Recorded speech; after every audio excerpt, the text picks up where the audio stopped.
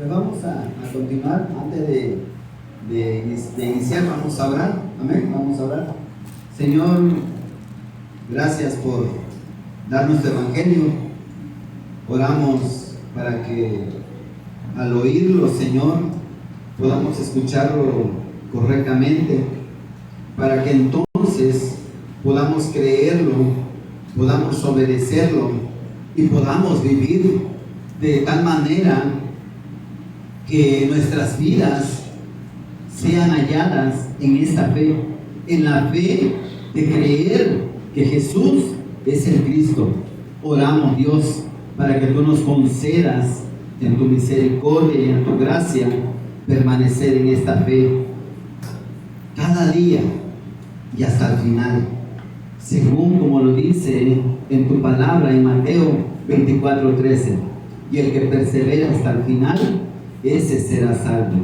Te rogamos, Señor, que tú nos permitas creer de esta manera, que podamos, Dios, cada día abundar en la fe, que al escuchar el Evangelio, lo que pueda, Señor, aumentar en nosotros sea la fe.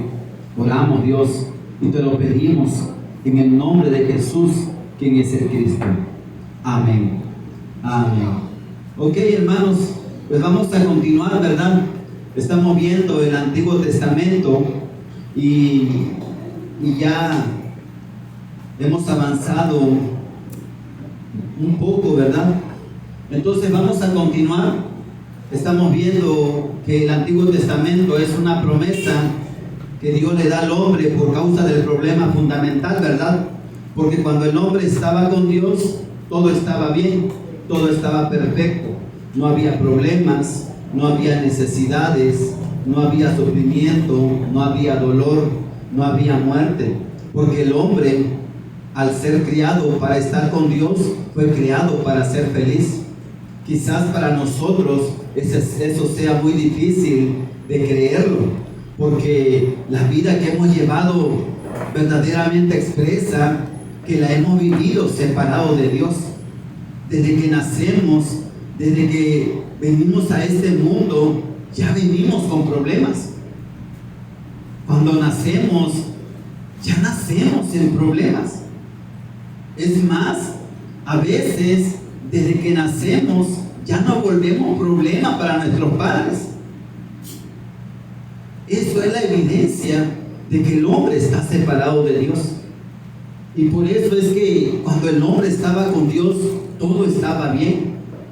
Pero sucede un problema, ¿verdad? En el Génesis capítulo 3, que tiene que ver con Satanás, con el pecado y con la separación. Y a raíz de este problema es que entonces todo el Antiguo Testamento tiene la razón de ser por causa de este problema. Por eso es que ahora Dios da promesas en todo el Antiguo Testamento. Acordémonos que el Antiguo Testamento tiene que ver con promesas, tiene que ver con anuncios, tiene que ver con señales y tiene que ver con profecías que hablan acerca del Mesías que vendría. Por eso es que en el Antiguo Testamento hay más de 300 profecías que señalan quién había de ser el Cristo, porque todo el Antiguo Testamento habla acerca del Mesías que había de venir. Entonces Dios empieza a dar promesas y para solucionar el problema de Satanás, la promesa que Dios da es Génesis 3:15, que tiene que ver con la simiente de la mujer.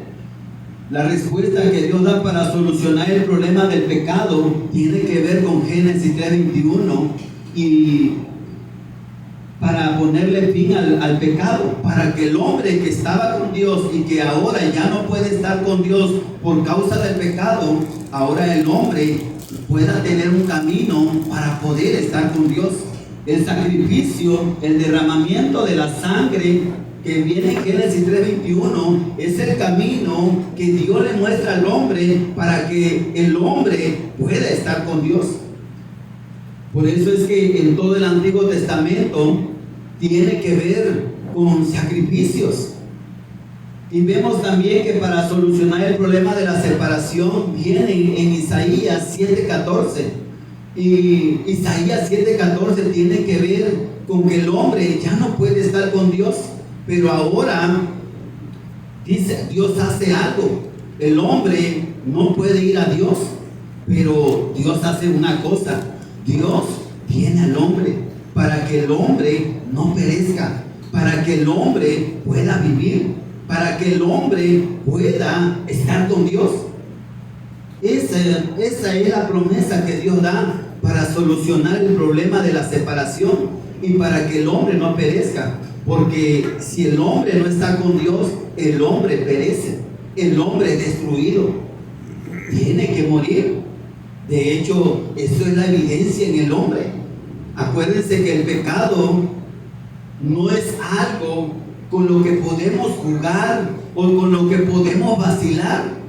Mucha gente que no entiende qué es pecado, vacila con el pecado, juega con el pecado, participa del pecado, porque no entiende que el pecado es lo que mata al hombre. El pecado trae como consecuencia muerte al hombre. Y todo lo que antes le resultaba para bien al hombre, ahora le resulta un problema.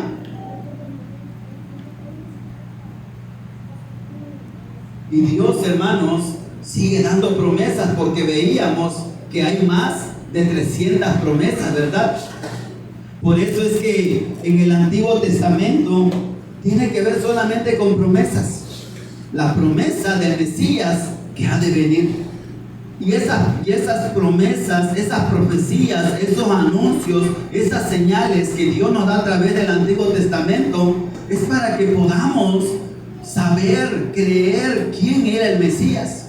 Por eso es que en el Antiguo Testamento, vamos a continuar aquí, en el Antiguo Testamento, ¿sí? Ahora tiene que ver con ungidos.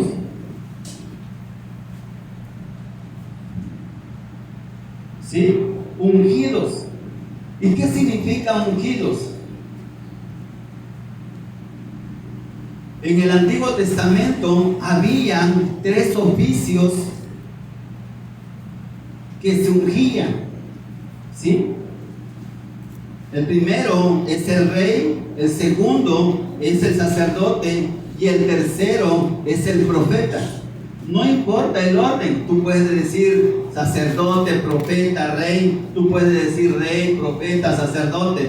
El orden no altera, ¿sí? No altera en nada. Lo importante es que tú puedas entender que la palabra ungido tiene que ver con que el Antiguo Testamento tenía que ver con 3 ungimientos, con 3 oficios que se ungían en el Nuevo Testamento. Perdón, en el Antiguo Testamento, ¿sí? Y si nosotros leemos el Antiguo Testamento, realmente no aparece la palabra ungidos casi, ¿verdad? Cuando hacemos referencia a Jesús en el Antiguo Testamento, el Antiguo Testamento habla acerca del Mesías, ¿verdad? En todo el Antiguo Testamento vamos a encontrar que dice Mesías, pero la palabra Mesías significa ungidos, ¿sí? La palabra Mesías significa ungido y la traducción viene en el hebreo. En el hebreo significa Mesías. Bueno, no así, ¿verdad? Sino Mesías, el Mesías. ¿Sí? Más o menos, ¿sí? Eso es en hebreo, ¿sí? El Mesías, ¿sí? El Mesías, ¿sí? En hebreo. En griego, ok, el Antiguo Testamento se escribió en hebreo. Por eso es que el Antiguo Testamento tiene que ver con Mesías, ¿sí? Pero también en el Nuevo Testamento nos damos cuenta que ya no aparece la palabra casi Mesías, ¿verdad? Ya casi no. Sino ahora en el Nuevo Testamento la palabra habla de Cristo. Pero Cristo, Mesías, es lo mismo. Quiere decir lo mismo. quiere decir ungido. ¿Sí? Ungido significa Mesías en hebreo y en griego significa Cristo. ¿Sí? A ver, ¿alguien me ayuda? ¿Quién me dice? ¿Quién me ayuda? ¿Cómo se dice en hebreo? A ver. No tan fuerte porque me puedo quedar sordo. En hebreo, ¿cómo se dice? Mesías. El Mesías, ¿verdad?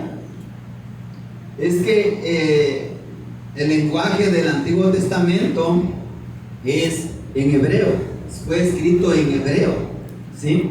Por eso significa Mesías, pero la palabra Mesías significa ungido.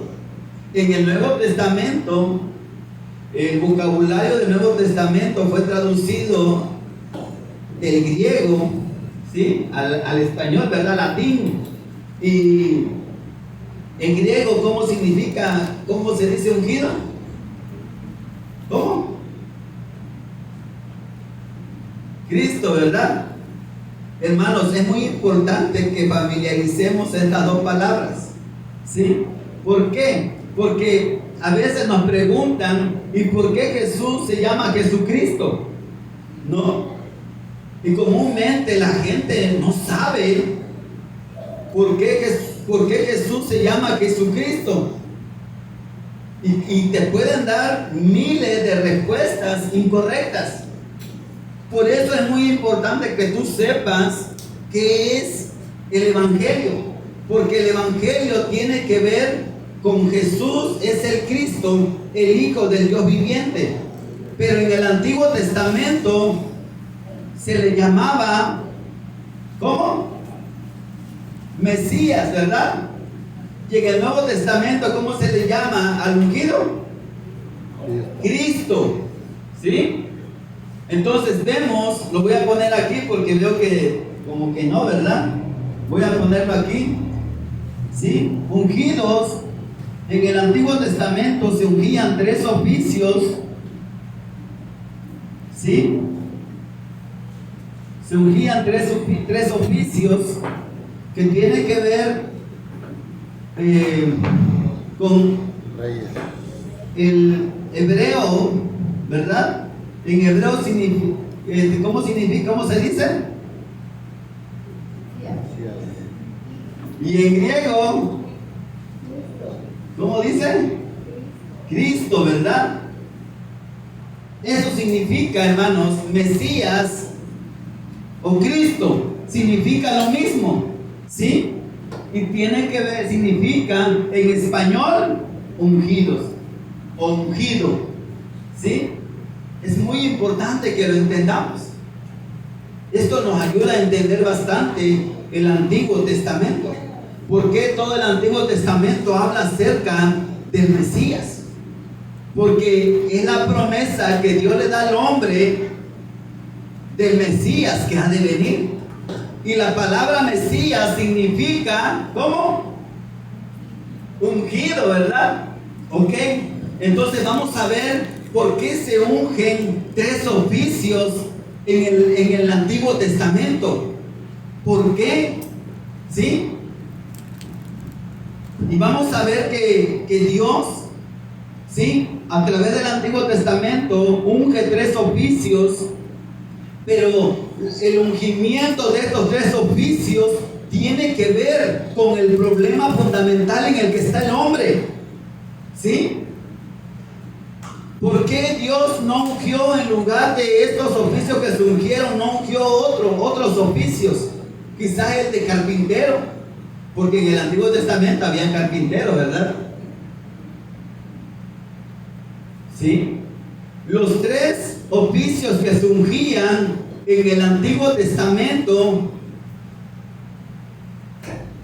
se ungen por causa del problema fundamental en el que está el hombre. Por eso es que Dios, ¿sí?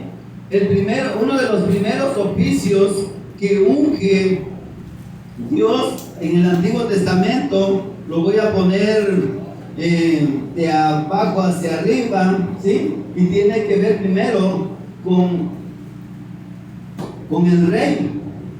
¿Sí? Rey, dice ahí. En el Antiguo Testamento se ungían a los reyes. ¿Sí? Y Dios ungía a los reyes porque hay un problema en el que está el hombre. Y la función de los reyes tiene que ver con proteger al pueblo y con gobernar al pueblo. La función de todos los reyes que se ungían en el Antiguo Testamento, ¿sí?, tenían muchas, pero una de las funciones principales de los reyes del Antiguo Testamento tiene que ver con proteger al pueblo y con gobernar al pueblo. ¿Sí? Vamos a ver primero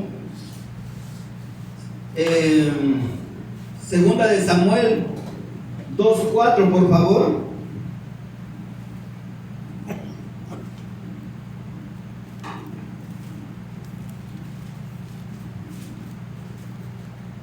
Segunda de Samuel, capítulo 2.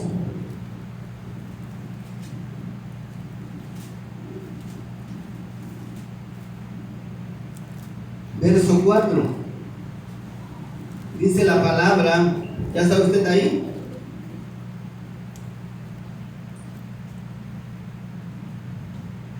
Y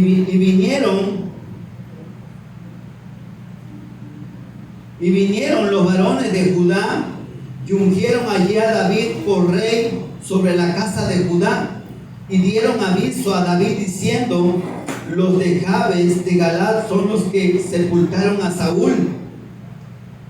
Si nos damos cuenta, el rey David es el segundo rey que Dios unge por medio del profeta Samuel. ¿Sí?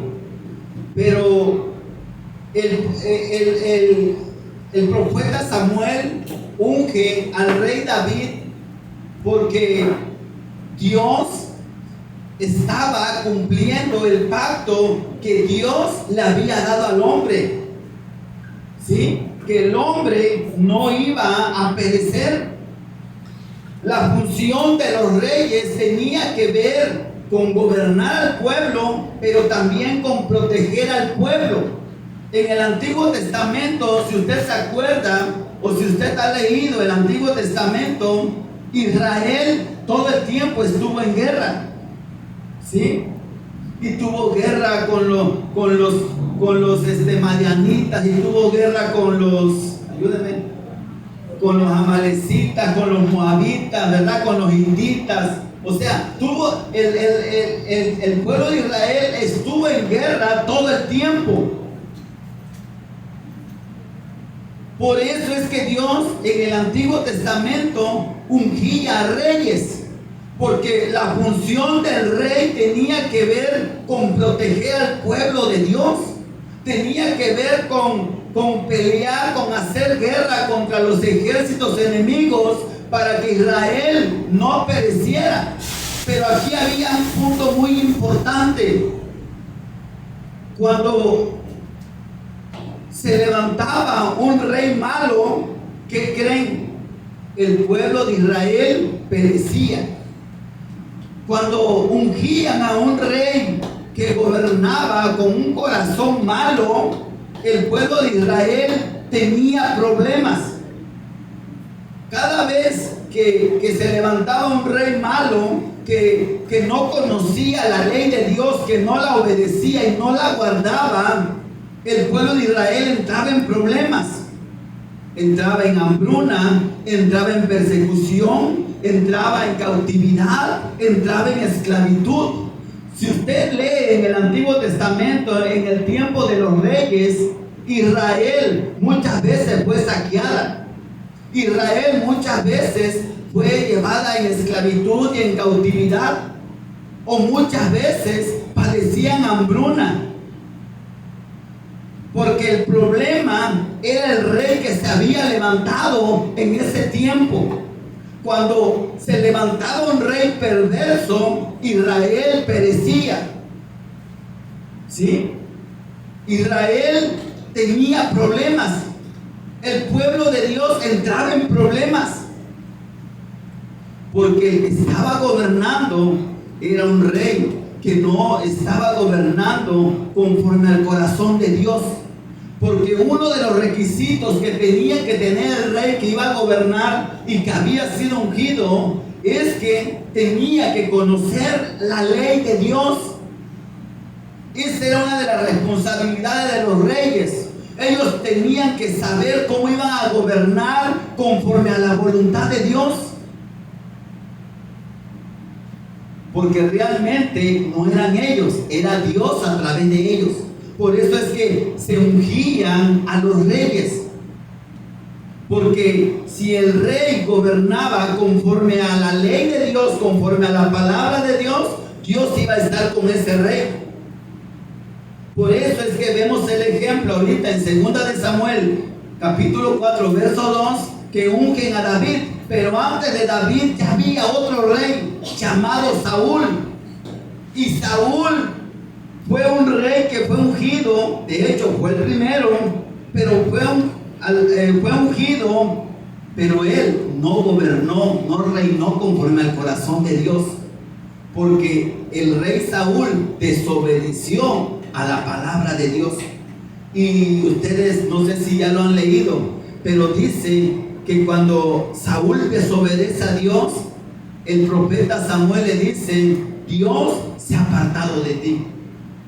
Y si el rey seguía siendo rey, el que había sido ungido, sin que Dios estuviera con él, el rey, si iba a la guerra, iba a perder. O sea que si el rey no tenía el favor de Dios, el rey iba a perecer junto con todo Israel. Por eso es que Dios levanta al rey David. Y cuando Dios unge al rey David, ¿qué es lo que dice Dios? Que David va a gobernar conforme a su corazón. El profeta Samuel llora por mucho tiempo cuando Dios desecha al rey Saúl. Y Dios le dice a Samuel: ¿qué haces, Samuel? Ya deja de llorar. Prepara tu cuerno, échale aceite, porque yo te voy a enviar para que me unjas al nuevo rey, al que yo ya me he preparado, para que gobierne conforme a mi corazón.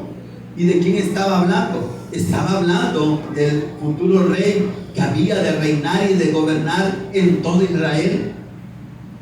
Era David. Y David, hermanos, fue uno de los mejores reyes que tuvo Israel.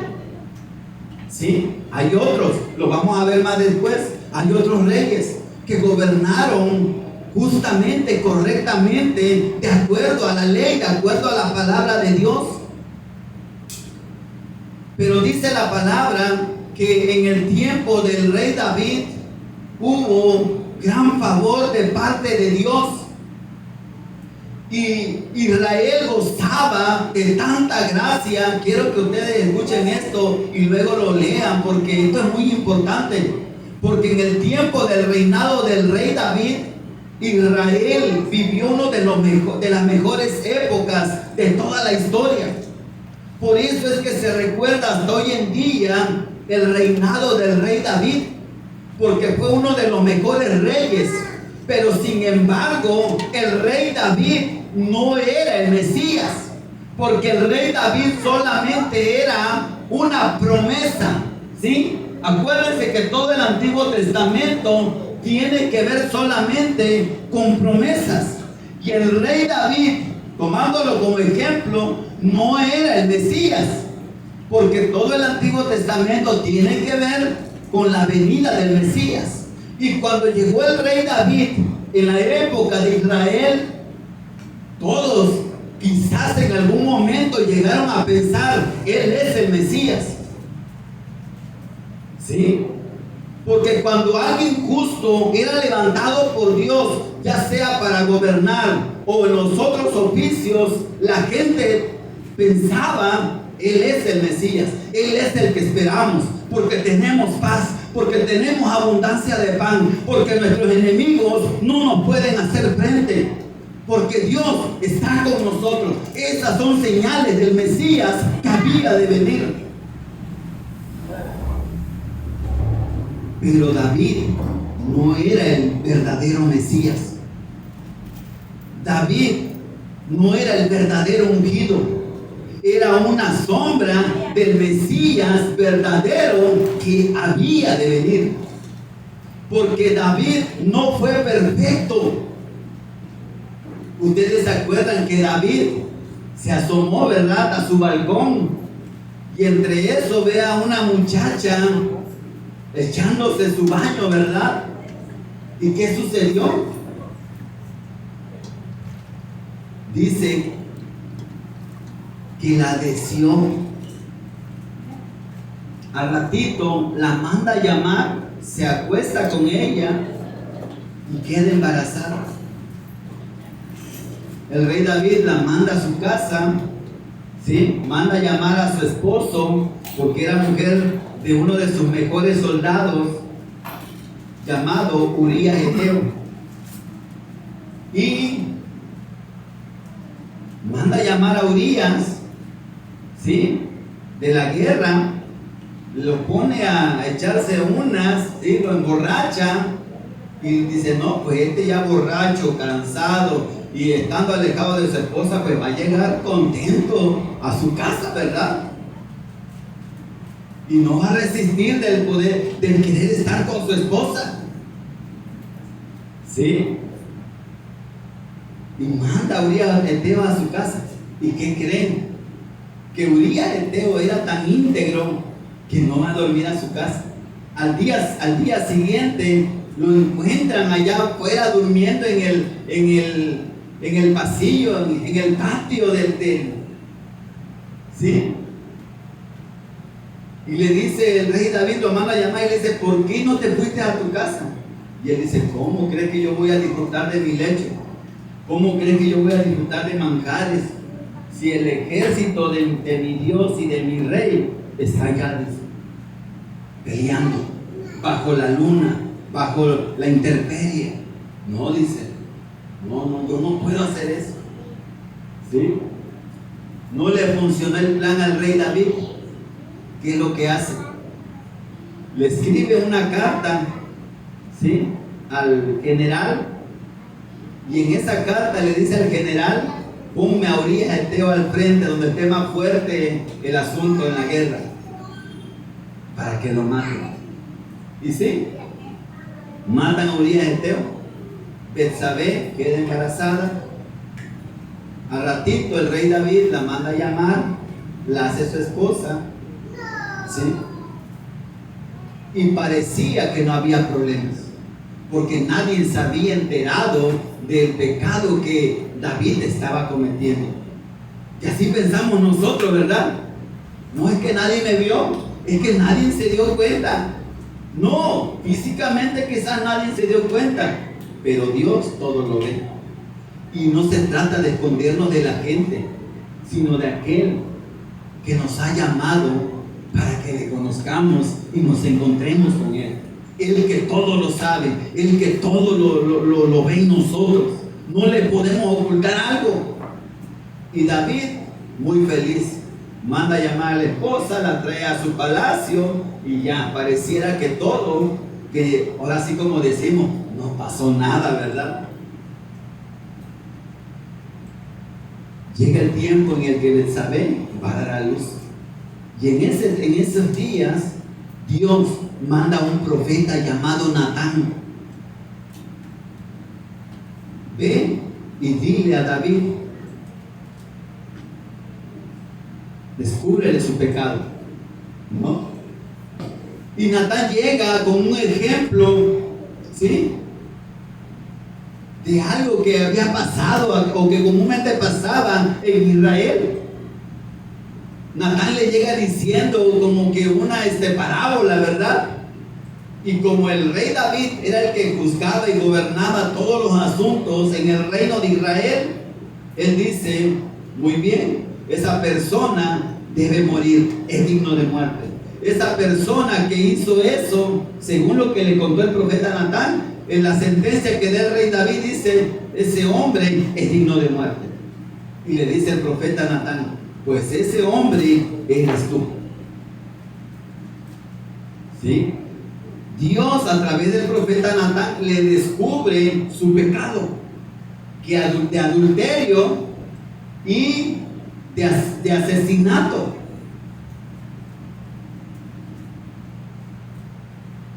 Por eso es que David no era el verdadero ungido. El rey David había sido ungido, pero no era el verdadero rey que había de venir.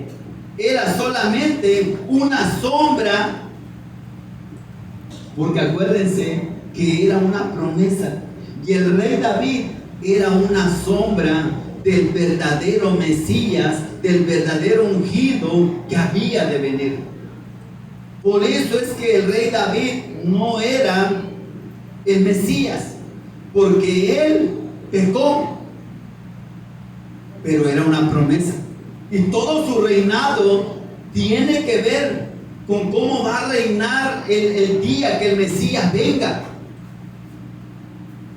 El rey David es una sombra, es un ejemplo, es un anuncio de cómo vamos a vivir el pueblo de Dios cuando venga, cuando regrese Cristo.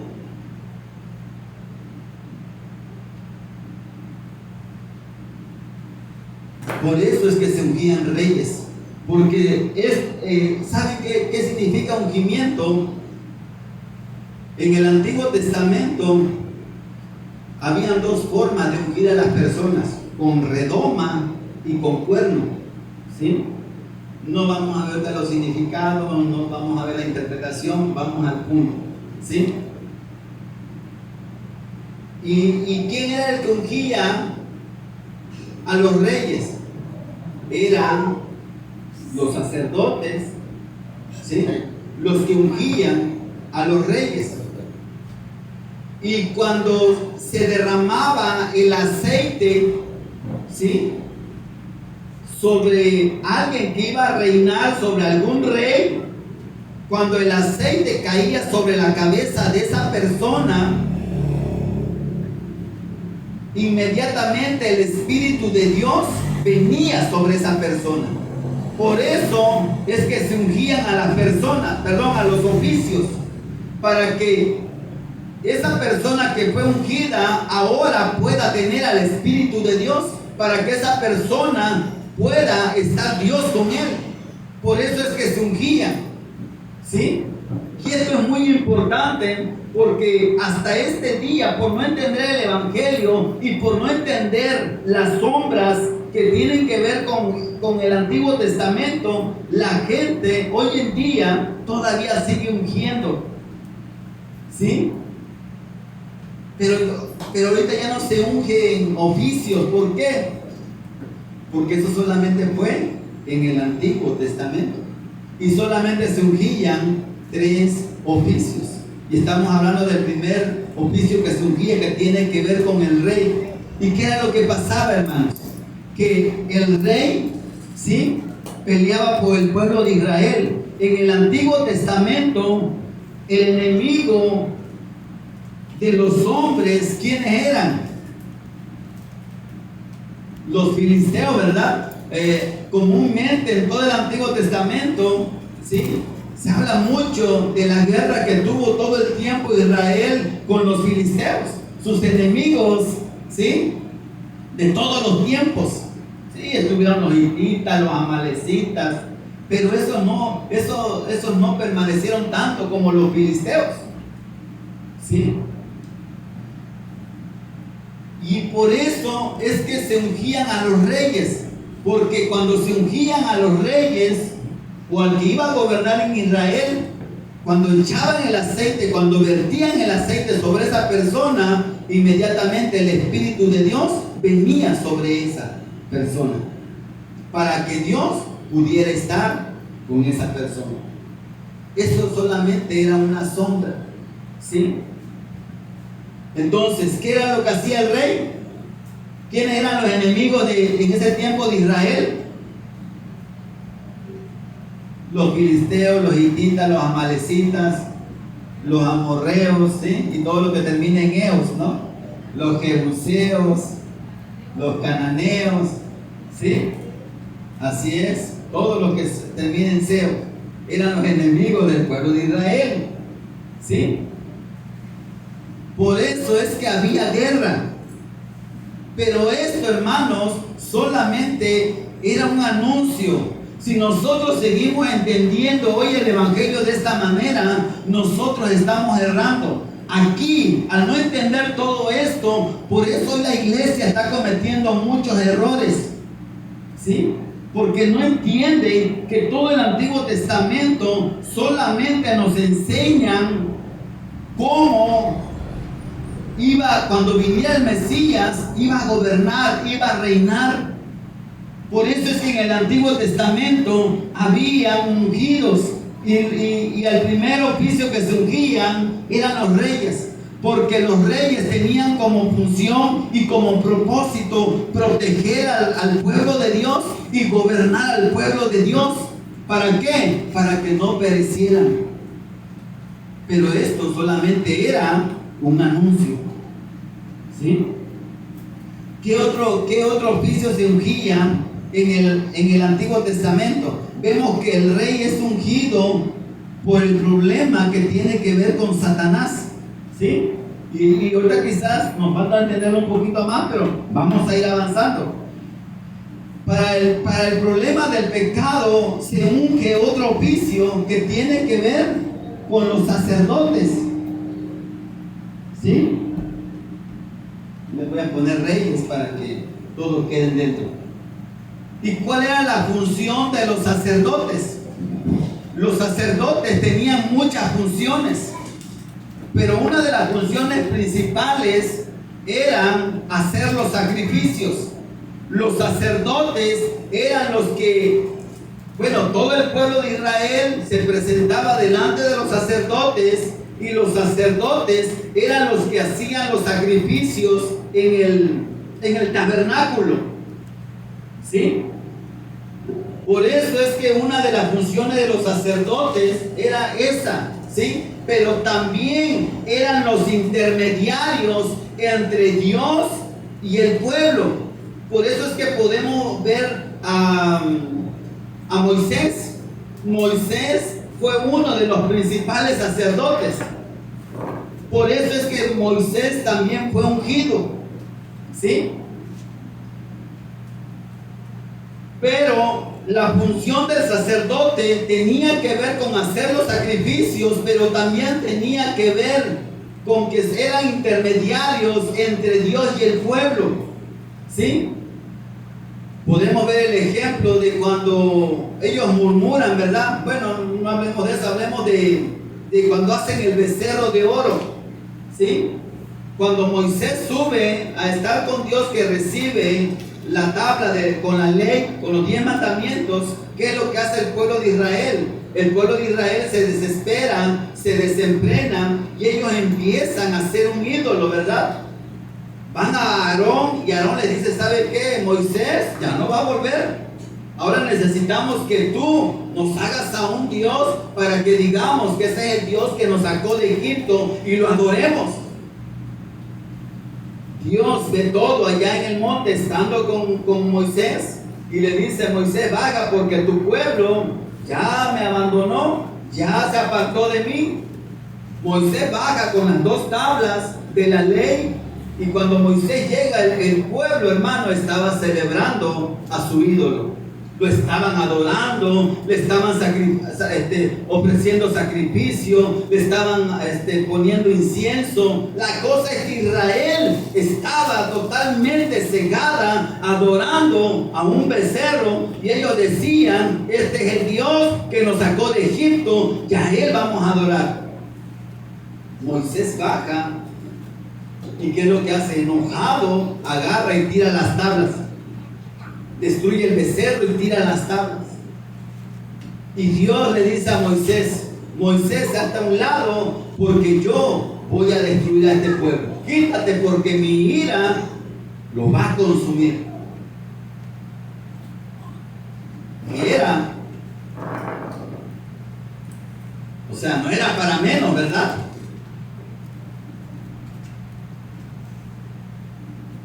Dios se cansó de ese pueblo, los voy a destruir. ¿Y saben qué hizo Moisés? Moisés, en lugar de quitarse, se pone entre el pueblo. Y él dice, Señor, ¿cómo vas a hacer eso tú? ¿Qué van a decir las demás naciones? Que no, que tú sacaste a tu pueblo de Egipto y no pudiste cumplir la promesa de llevarlos a la tierra prometida, a la tierra que tú le has dado a nuestros padres. Van a decir que nos abandonaste en el desierto y perecimos. No, Dios, tú no hagas eso. Y le dice Dios, no, Moisés, quítate. Yo voy a destruir a este pueblo y voy a hacerte y voy a darte un pueblo nuevo. Quítate. Hermano, yo me hubiera quitado si yo hubiera sido Moisés. ¿Sí? Pero Moisés no se quitó. ¿Saben por qué? Porque él tenía el Espíritu de Dios. Y cuando un sacerdote correcto se levantaba, el pueblo de Dios era perdonado. Porque el sacerdote, aparte de hacer el sacrificio, era el que intercedía por el pueblo. Esta era una de las cosas que hacía el oficio del sacerdote en el Antiguo Testamento.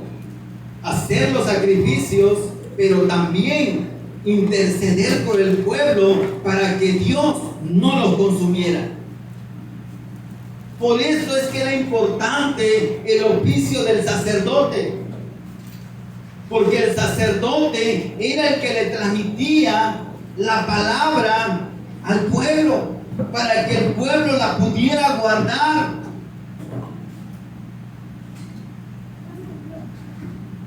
Cuando se levantaba un sacerdote correcto, el pueblo permanecía. Pero también hubieron sacerdotes incorrectos. Y cuando se levantaba un sacerdote incorrecto que no obedecía a Dios, ¿qué creen? Israel tenía problemas. Israel perecía. Porque también, así como hubieron sacerdotes correctos, también hubieron sacerdotes incorrectos. Quiero que veamos un ejemplo, por favor. Vamos a ver Éxodo. Vamos a ver, Éxodo 29, por favor.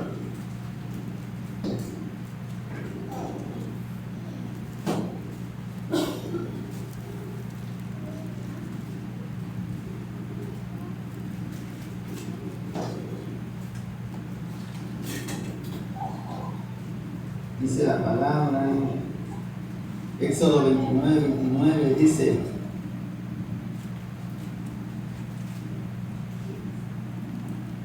y las vestiduras santas que son de Aarón serán de sus hijos después de él, para ser ungidos en ellas y para ser en ellas consagrados. Vemos que el primer sacerdote en el Antiguo Testamento, ¿quién fue? Aarón, ¿verdad? Por eso es que los sacerdotes vienen de Aarón, ¿verdad? Y de ahí, ¿quiénes quedaron como sacerdotes cuando él ya no estuvo? Sus hijos. Pero si vemos en Aarón no era el verdadero sacerdote. Aarón solamente era una sombra, ¿sí?, del verdadero sacerdote que había de venir. ¿Por qué? Porque Aarón aceptó la propuesta del pueblo para poder hacer el becerro de oro, ¿verdad?, que adoró Israel. ¿Qué fue lo que les dijo Aarón cuando el pueblo de Israel fue a él?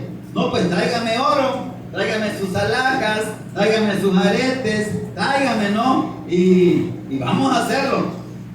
Cuando viene Moisés, le dice Moisés a Aarón: ¿qué hiciste, Aarón? Dice, pues me trajeron oro, yo lo tiré a la lumbre y salió este becerro.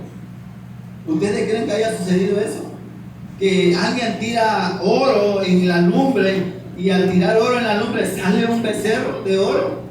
No. ¿Quién fue el que lo esculpió? Aarón. Porque acuérdense que Aarón se dedicaba a eso, ¿verdad? Él era un escultor. Entonces, Aarón no era el verdadero sacerdote, solamente era una sombra. ¿Sí?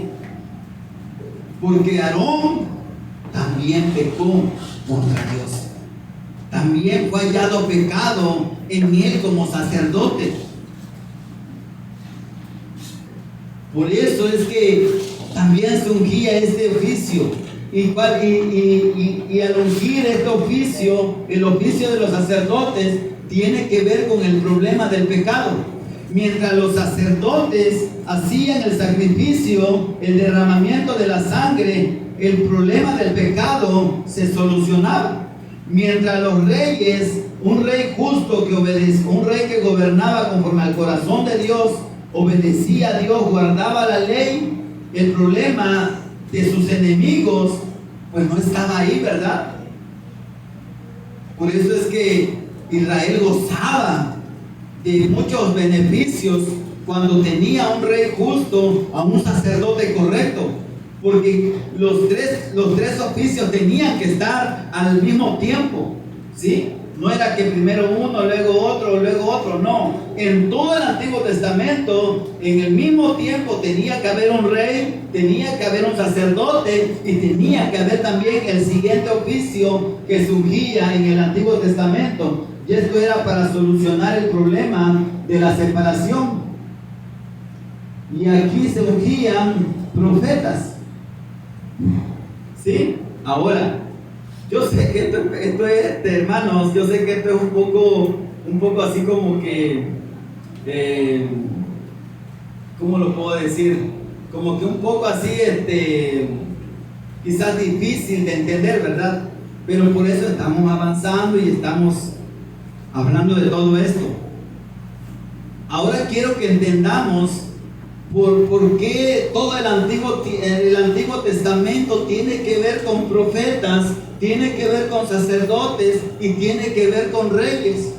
En todo el Antiguo Testamento hubieron reyes que se ungían, hubieron sacerdotes que se ungían y hubieron profetas que se ungían por causa del problema en el que el hombre había caído. Dios unge reyes por el problema de los enemigos de su pueblo. Dios unge sacerdotes por el problema del pecado. Dios unge profetas por el problema de la separación. Pero acuérdense que los reyes del Antiguo Testamento solamente eran sombras, eran anuncios, eran promesas del verdadero rey que un día iba a venir. Los sacerdotes eran sombras, eran anuncios, eran promesas del verdadero sacerdote que había de venir. Mientras había un sacerdote en el Antiguo Testamento, el pecado no era problema, porque había sacrificios. ¿Sí? Vamos a leer, por favor, Mateo 1, capítulo 17. Y a ver si usted aquí ya se le amanece entendiendo esto. Porque muchas veces leemos, hermanos, la Biblia y hay cosas que no entendemos. Y nos quedamos, ¿no? Como que, ¿qué querrá decir esto, no? Y este punto es uno de esos. ¿Sí? Mateo 1:17. En el libro de Mateo 1:17 comienza hablando. Y está hablando de todo el Antiguo Testamento. Ahí lo vamos a ver. Dice, de manera, ya estamos todos ahí, de manera que todas las generaciones, desde Abraham hasta David, son 14. ¿Sí? Desde David hasta la deportación a Babilonia, 14. Y desde la deportación a Babilonia hasta Cristo, 14. Si usted se da cuenta, aquí hay 3 veces 14 generaciones. Pero esto, hermano, está haciendo referencia a los 3 oficios que había en el Antiguo Testamento. ¿sí? Y el primer oficio que tiene que ver con Génesis, Éxodo, Número, Levítico y Deuteronomio, que es el Pentateuco, tiene que ver con el oficio sacerdotal. El Pentateuco tiene que ver con los oficios de los sacerdotes. De ahí vamos a encontrar a los reyes, ¿verdad? Primera de Reyes, Segunda de Reyes, Crónica 1, Crónica 2, habla acerca de los reyes. Y de ahí vemos profetas mayores, profetas menores, que habla acerca de los profetas. Hubieron 14 generaciones de sacerdotes, 14 generaciones de reyes y 14 generaciones de profetas. Porque estos tres oficios eran las sombras, eran los anuncios, eran las promesas de que un día va a venir el verdadero profeta. Porque estos eran el anuncio de que un día va a venir el verdadero sacerdote. Porque estos que se ungían en el Antiguo Testamento como los reyes son las promesas, son el anuncio, son la señal de que un día va a venir el verdadero rey. Por eso es que ungido significa verdadero profeta, verdadero rey y verdadero sacerdote. ¿Qué significa ungido? Verdadero profeta, verdadero sacerdote y verdadero rey. Ya les dije que el orden no afecta, ¿sí? No altera. No se lo memorice como tal, por eso lo voy diciendo de arriba abajo, de abajo arriba, ¿no? Para que no se case usted con la idea de que tiene que ir en orden, no. Pero eso sí, cada oficio en el Antiguo Testamento está solucionando a un problema, ¿sí? Por ejemplo, los reyes están solucionando el problema, ¿sí?, de los enemigos del pueblo de Dios. Los sacerdotes están solucionando el problema del pecado para que ellos no mueran, porque los sacerdotes derraman sangre, ¿sí? Los reyes son la sombra de la simiente de la mujer que había de venir. Pero ahora vamos a ver los profetas, ¿sí? Lo vuelvo a repetir. Todo el Pentateuco que tiene que ver con Génesis, Génesis, Éxodo, Número, Deuteronomio y Levítico, perdón, no, tampoco altera el orden, ¿sí? Tiene que ver con los sacerdotes, ¿sí? ¿Sí estamos? El Pentateuco tiene que ver con el oficio sacerdotal. Primera de Reyes, Segunda de Reyes, Crónica 1, Crónica 2, tiene que ver con los reyes. Y profetas menores y profetas mayores tiene que ver con los profetas, ¿sí? Y vamos a leer Primera de Reyes 19:16, por favor. Esto, hermanos, lo vamos a ir viendo y nos vamos a ir familiarizando y lo vamos a ir entendiendo conforme lo vayamos escuchando, ¿sí? Yo sé que la primera como que no, ¿verdad? Pero que Dios te dé gracia para entenderlo, ¿sí? Primera de Reyes 19:16, por favor.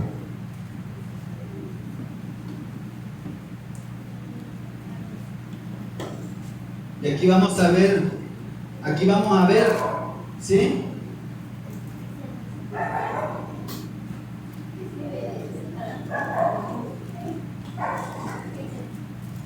Vamos a ver aquí a un profeta, ¿verdad?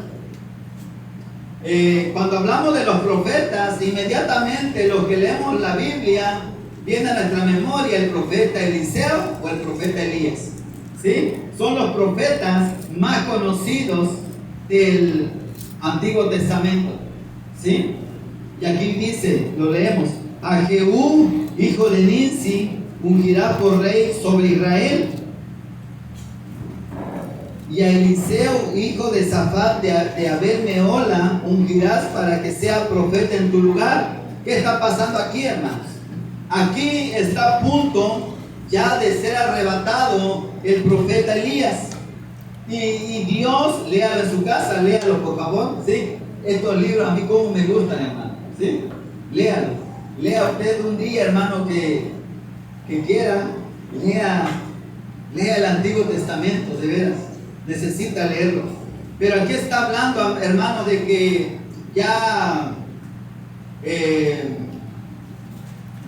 Elías, el profeta Elías, ¿sí? Había terminado ya había cumplido ya con lo cual, con lo que Dios lo había criado, ¿sí? Ya Elías había llegado ya ahora sí a cumplir el propósito de Dios en su vida, ¿sí? Y ahora le dice Dios a Elías: me vas a ungir a Jehú, hijo de Nisi, ¿sí? Por rey sobre Israel, y a Eliseo, hijo de Safat de Abel Mehola, ungirás para que sea profeta en tu lugar, ¿sí? Entonces, el profeta Eliseo, ¿qué es lo que hace? Perdón, el profeta Elías, ¿qué es lo que hace? Va, unge a Jehú, pero también unge a Eliseo en lugar de él. ¿Por qué? Porque tenía que haber un profeta, ¿sí? Y la función de los profetas, hermanos, era hablar de parte de Dios. En el Antiguo Testamento, el profeta era el que escuchaba el mensaje de Dios, ¿sí? Lo podemos ver. De hecho, Moisés hablaba con Dios, su sucesor Josué hablaba con Dios, Samuel hablaba con Dios, ¿sí? Entonces habían, ¿sí?, oficios que hablaban con Dios. Entonces una de las principales funciones del profeta era que Dios le hablaba al profeta, ¿sí? Y el profeta oía la voz de Dios, el mensaje de Dios, y Dios le decía: Elías, quiero que le digas a mi pueblo esto. El profeta tenía que ir a Israel o a alguna persona que Dios le indicaba y hablarle de parte de Dios. ¿Para qué? Para que esa persona o al pueblo en general se arrepintieran y se apartaran del pecado que estaban cometiendo, para que no fueran destruidos y no perecieran. Esa era la función del profeta: anunciar el juicio de Dios, advertirle al pueblo de Dios para que el pueblo de Dios ya no pecara. En otras palabras, la función del profeta era mostrarles el camino a Israel para que se volvieran a Dios. Esa era una de las funciones del profeta: mostrarles el camino al pueblo de Israel para que se volvieran a Dios. Por eso es que en el Antiguo Testamento la visita del profeta no era como que atractiva, no era como que daba gusto venir ver a un profeta a tu casa, ¿sí? En ese tiempo no era así, porque el profeta no andaba visitando a la gente. No, el profeta se mantenía en un lugar apartado para poder estar en comunión con Dios. El profeta no podía distraerse, ¿sí? Por eso es que vemos a Elías, por eso es que vemos a Eliseo no viviendo en casas o en medio del pueblo. Es más, el último de los profetas que viene en el Nuevo Testamento fue Juan el Bautista. Y Juan el Bautista se vestía con con pieles de animales, y su alimento era miel silvestre. ¿Y qué más comía? Langosta, ¿verdad?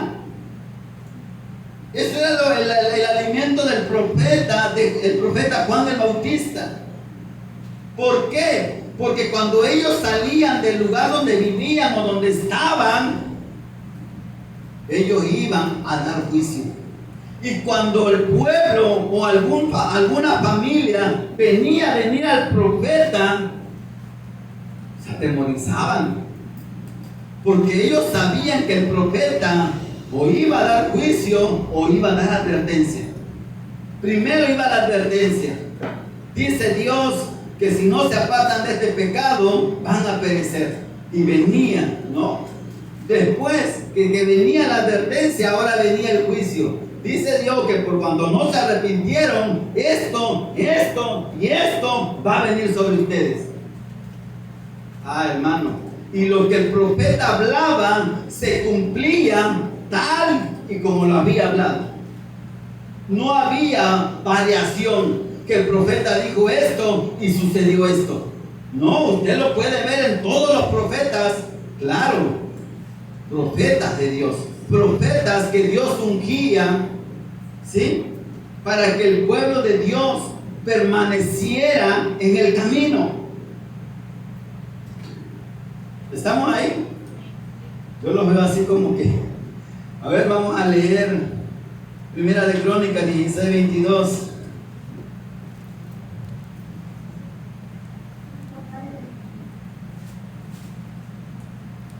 Estoy acabando ya, me falta nada más una hora nada más. Sí. Primera de Crónicas 16:22. Dice la palabra aquí.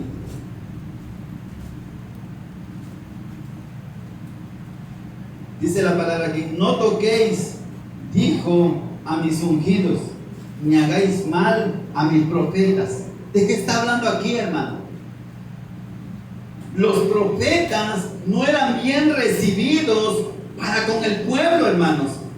¿Sí? No le hacían fiesta, no le hacían celebración a los profetas. Uno de los profetas que más sufrieron y más padecieron por el propio pueblo de Dios, por Israel, fue Jeremías. ¿Sí? A Jeremías muchas veces lo metieron en un pozo, muchas veces lo encarcelaban, muchas veces lo encadenaban, porque no toleraban oír hablar al profeta Jeremías. Porque el profeta Jeremías siempre hablaba de parte de Dios, y lo que querían escuchar los reyes perversos de ese tiempo no era lo que Dios decía. Ellos querían oír lo que su necio corazón querían hacer. Por eso es que en ese tiempo los reyes, ¿saben qué hacían? Mataban a los profetas. El pueblo mataba a los profetas. Por eso es que aquí dice: no toquéis, dijo, a mis ungidos, ni hagáis mal a mis profetas. ¿Quiénes eran los ungidos? Los profetas, los sacerdotes y los reyes. Y dice Dios: no me los toquen. Y ahí viene lo demás, usted lo puede ver en su casa. No me los toquen. ¿Por qué? Porque Dios respaldaba a los tres oficios. Porque estos tres oficios eran puestos por Dios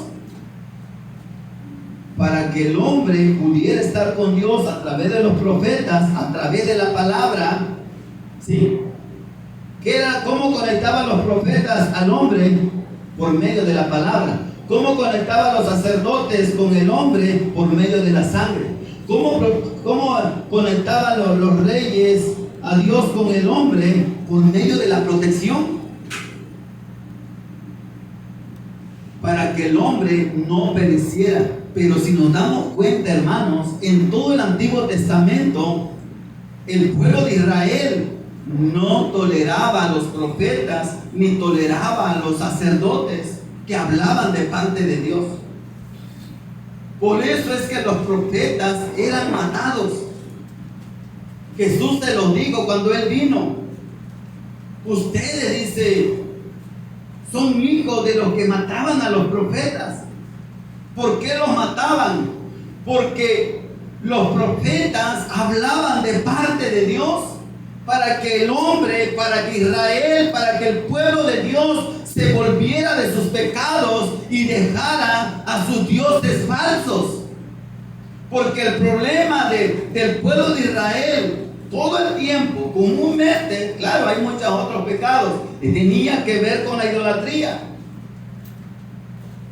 ¿Sí? Israel prefería adorar a Moloch, prefería adorar a Astarte, ¿sí?, a otros dioses paganos de otros pueblos que no conocían a Dios, que a Dios, por causa del pecado.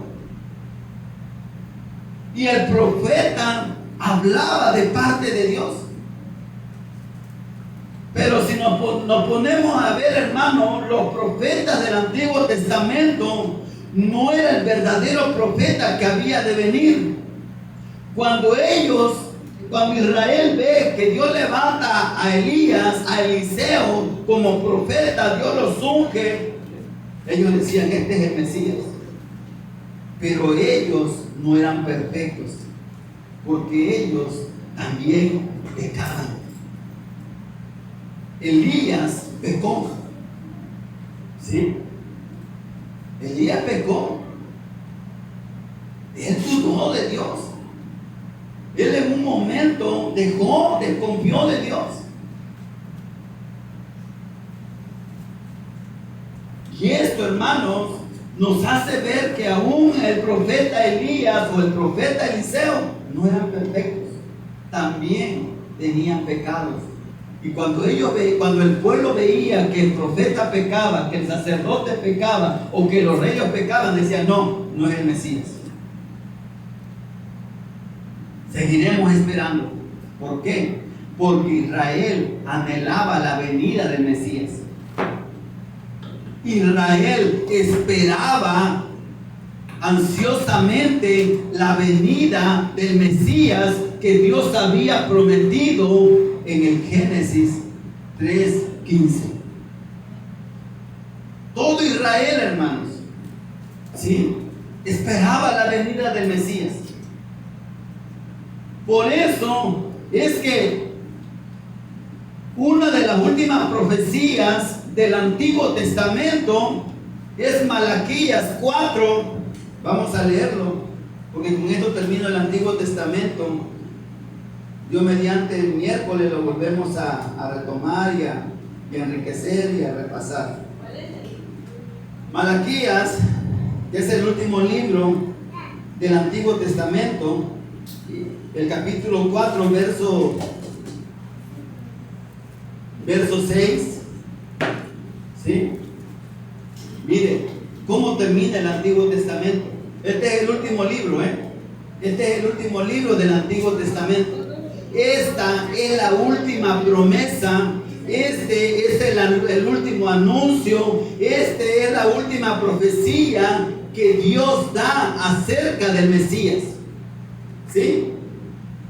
Y dice aquí, el 6: Él hará volver el corazón de los padres hacia los hijos, y el corazón de los hijos hacia los padres, no sea que yo venga y hiera la tierra con maldición.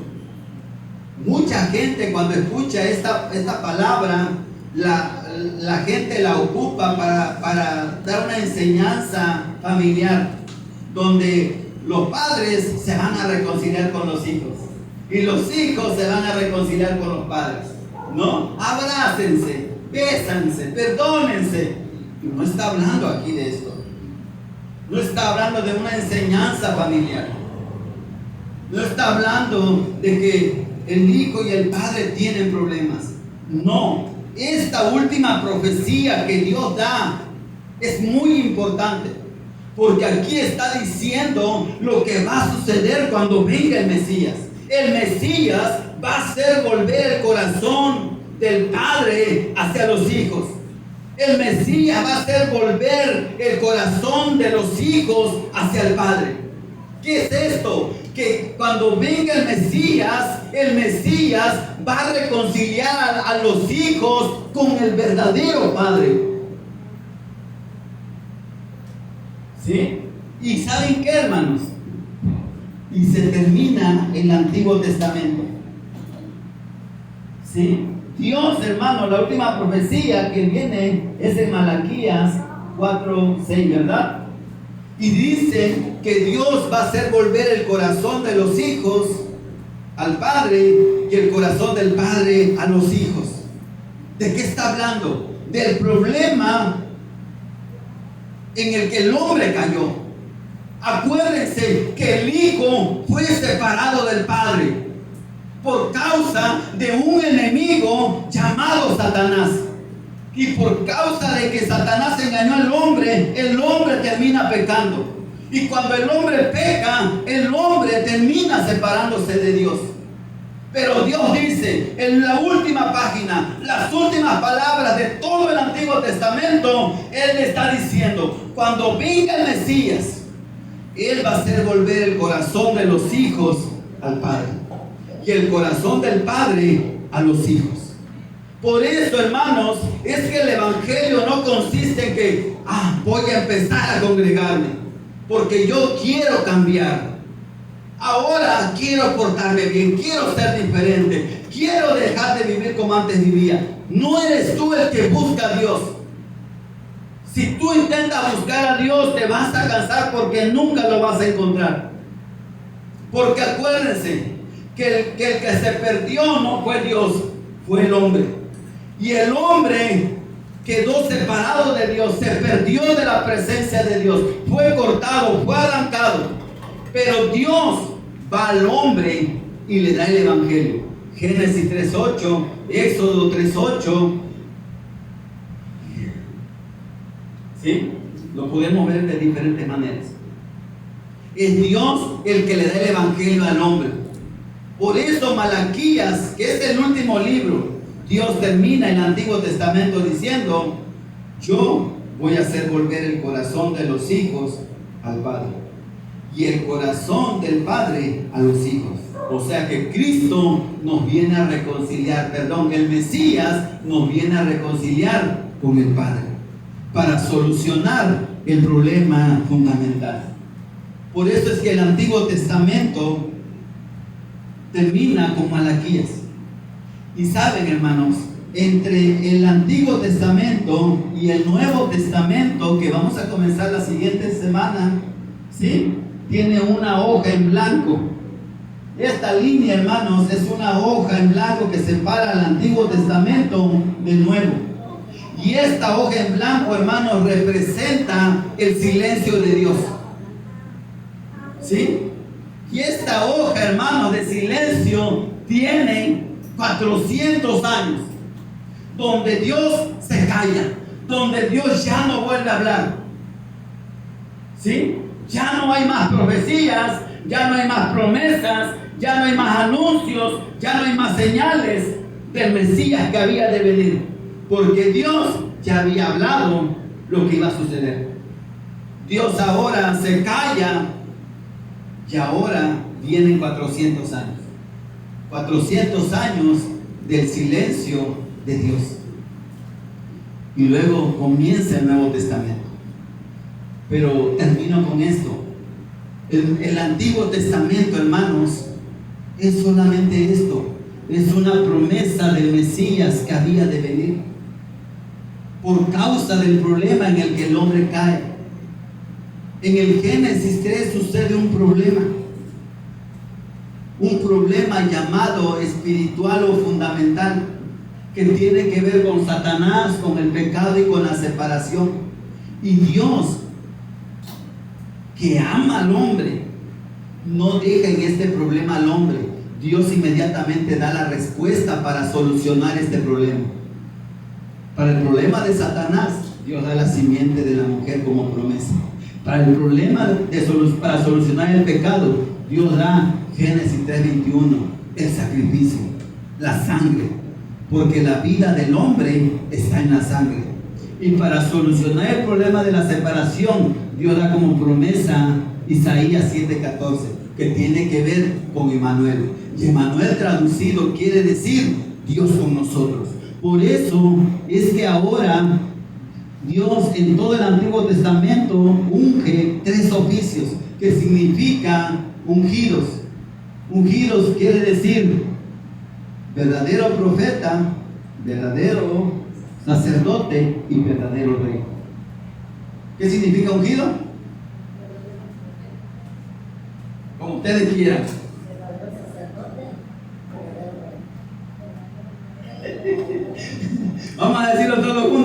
arriba hacia abajo. ¿Qué quiere decir ungido?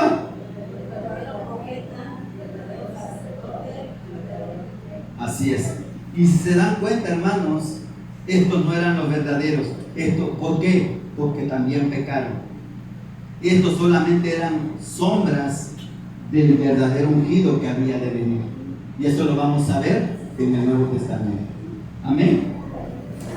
Amén. Ok. ¿Alguna pregunta? ¿Vamos a orar?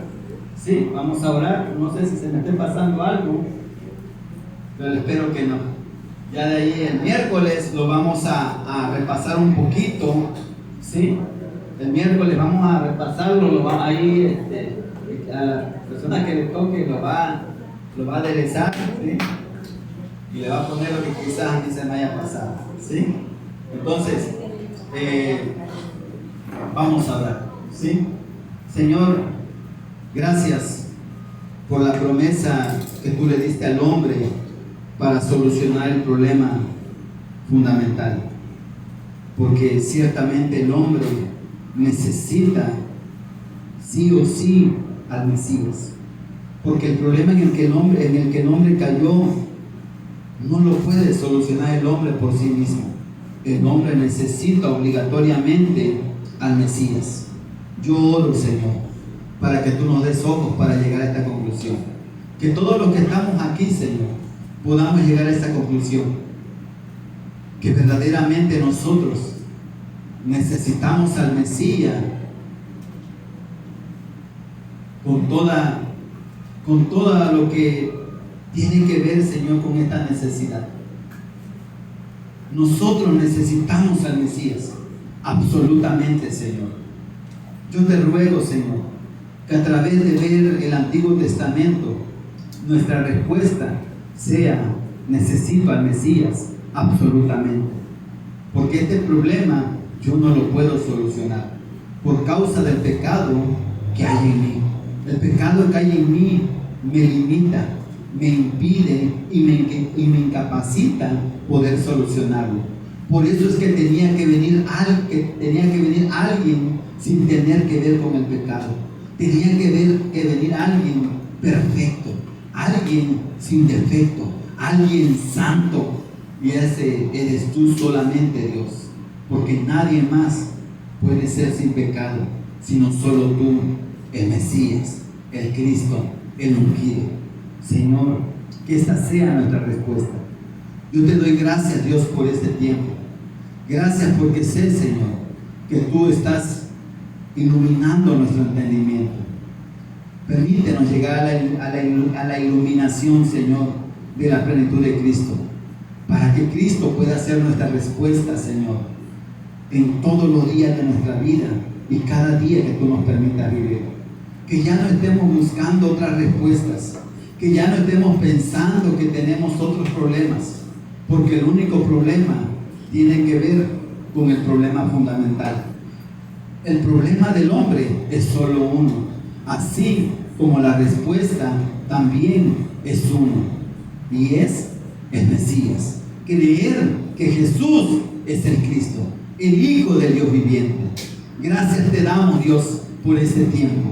Gracias, Señor, porque a ti te ha placido revelarnos el misterio que estuvo oculto por muchos siglos y por muchas edades, pero que a ti, Señor, te ha placido revelarnos en este tiempo.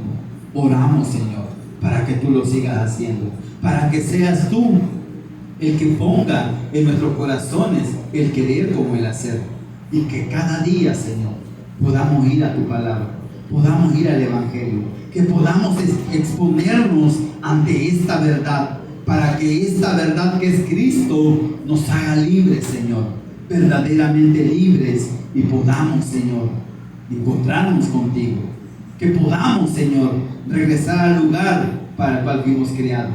Gracias te damos, Dios, por este tiempo. En el nombre de Jesús, quien es el Cristo, oramos.